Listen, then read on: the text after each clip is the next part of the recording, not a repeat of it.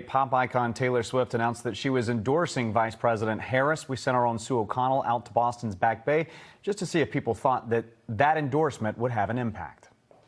You guys care that Taylor Swift endorsed Kamala Harris? Well, yeah, sure I care. How? Why?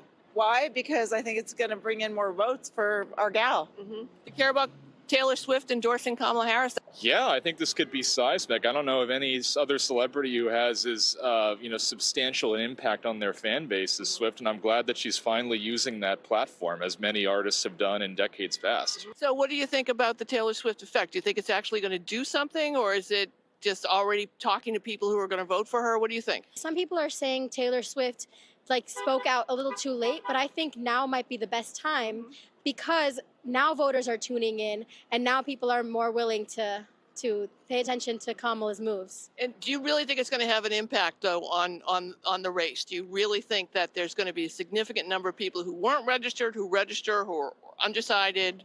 I think that Taylor Swift has a huge youth, people that follow her, and I think that she's definitely going to impact those people, youth voters. Did you guys hear the news that Taylor Swift endorsed Kamala Harris? No, I did not hear that. Do you care about that? Not really, no. Do you think it might impact the race for Kamala Harris in a positive way? I think she's 100% big enough to impact the race. I mean, she's another Beyonce, right? Beyonce says the same thing and she'll have a bunch of followers, so.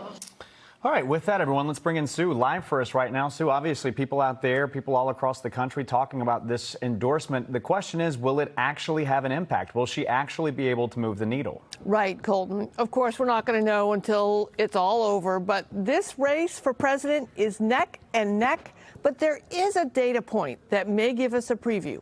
In the first 24 hours after Swift's endorsement, 405,000 users, almost 406,000 actually, visited the site vote.gov. Now, that's a government site that includes information about how to register, how to vote, and how to cast a ballot. And it takes users to their state sites where they can register to vote.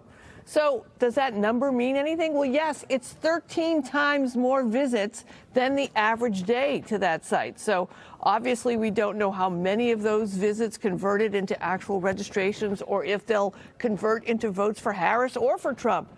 But again, in an election of inches, every single movement counts, Colton. And it would be 13 times. That's right. You pointed that out. That's interesting there. Sue is always thinking. Of course, don't forget you can get a recap of the week's big political headlines every Sunday on At Issue. You can join Sue, Corey Smith, and Matt Pritchard. It airs at 11:30 immediately following Meet the Press.